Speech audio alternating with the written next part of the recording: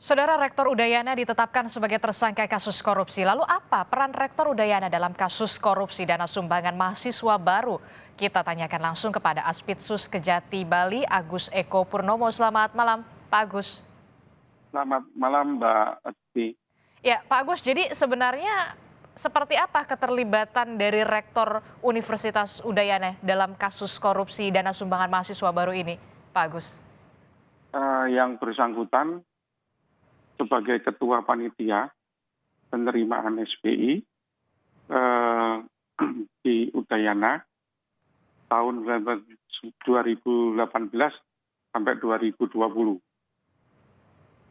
Oke, dari 2018 sampai 2020. Jadi total korban mahasiswanya berapa orang, Pak Agus? Total untuk yang ini kita bedakan ya, untuk yang tanpa dasar, yang tanpa ada SK dari itu, yang pungutan liar, katakanlah begitu, ini sejumlah 362 orang dengan total uang yang telah diterima 3,9 miliar. Oke, jadi banyak sekali ya, 362 mahasiswa, kemudian lebih dari 3 miliar. Nah, modusnya sendiri seperti apa ini dari Rektor Universitas Udayana? Untuk sementara ada dua modus yang kita tangani, yaitu yang pungutan tidak sesuai SK tanpa dasar, itu yang saya sebutkan tadi 3,9. Kemudian yang penggunaannya dari SPI tidak sesuai dengan ketentuan, itu ada 105 miliar. Oke, jadi bisa dikatakan ini pungli yang kemudian menjadi modus dari Rektor Universitas Udayana.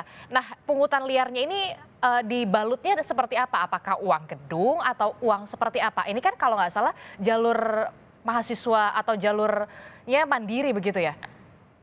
Betul, betul. Seperti yang Mbak katakan tadi, ini kan semangatnya untuk uang gedung, sumbangan pengembangan institusi. Pengembangan institusi ini adalah untuk sarana prasarana. Jadi penggunaannya harus ke sana, tidak boleh untuk yang lainnya.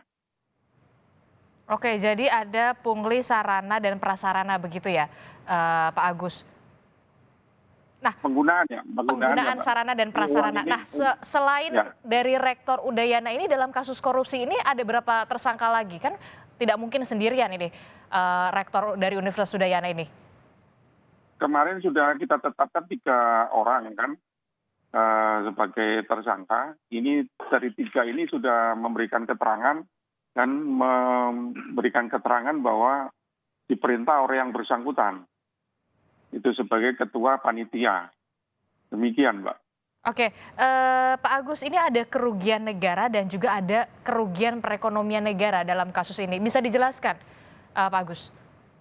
Ya, sesuai dengan instruksi dari Jaksa Agung, sama kayak kasus-kasus yang telah ditangani itu kan, selain kerugian negara, ini kan kita coba perekonomian negara ini kan menyangkut masalah yang masyarakat luas, seperti halnya kasus minyak goreng. Itu kan kerugian perekonomian negara kan jauh lebih besar daripada kerugian negara.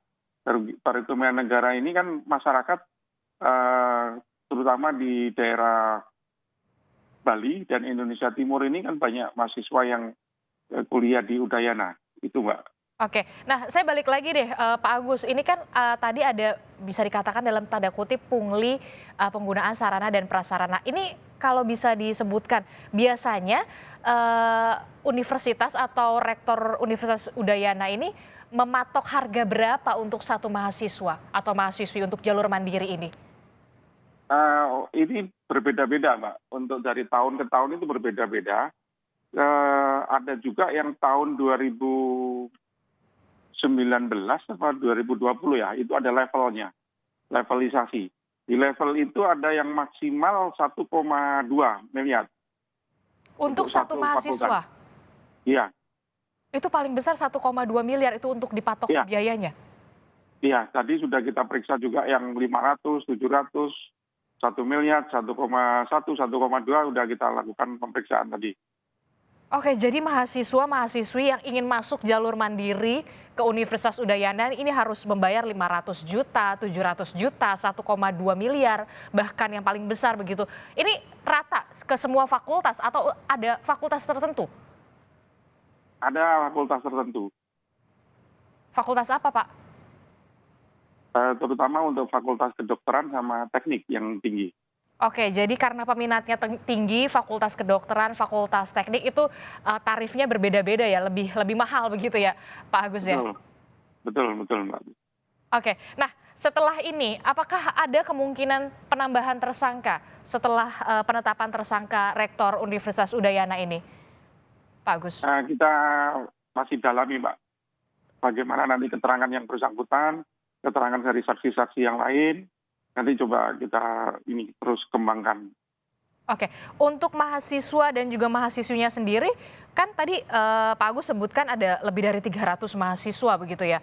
Apakah sudah ada laporan soal ini? Apakah nantinya akan dibuatkan posko pelaporan atau seperti apa? Karena jumlah mahasiswanya yang jadi korban banyak sekali nih Pak. Beberapa mahasiswa sudah kita minta keterangan, baik yang itu yang dari sampling dari 360 maupun yang ada SPI-nya yang sampai 1,2 miliar sudah kita minta keterangan. Oke, terakhir Pak, untuk penyelidikan atau penyidikan kasus ini seperti apa nantinya? Apakah juga nanti akan melakukan penggeledahan ke kampus atau seperti apa pemeriksaan selanjutnya? Untuk penggeledahan sudah kita lakukan, Mbak, di bulan Oktober kemarin. Sudah kita lakukan penyitaan terhadap barang-barang elektronik, dokumen, dan lain-lain. Makanya kita ada pengembangan ini, makanya kita salah satunya adalah dari digital forensik itu kita temukan beberapa alat bukti.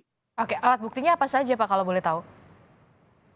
Yang paling banyak dokumen pastinya. Oke, jadi ada 300 lebih mahasiswi yang ingin masuk jalur mandiri ini kemudian dipatok tarif. Bahkan tarifnya 500, 700 juta, bahkan ada yang 1,2 miliar. Kemudian akhirnya Rektor dari Universitas Udayana ini ditetapkan sebagai tersangka. Terima kasih penjelasannya Aspidsus Kejati Bali telah bergabung bersama kami di Sapa Indonesia Malam. Terima kasih.